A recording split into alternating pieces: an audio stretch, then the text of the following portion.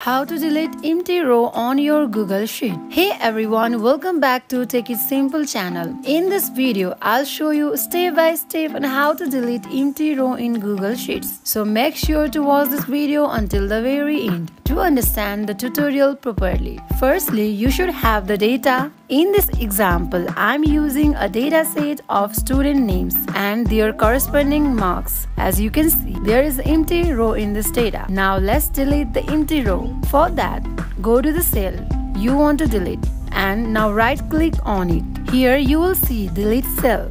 Now click on one of these options. Now I am choosing first one.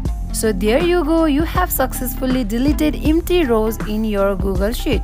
So that wraps up this tutorial. If you have any questions about this whole process, please let me know in the comment section below. And if this video helped you out, please give it a thumbs up and subscribe to this channel. Thank you so much for watching. See you in the next video.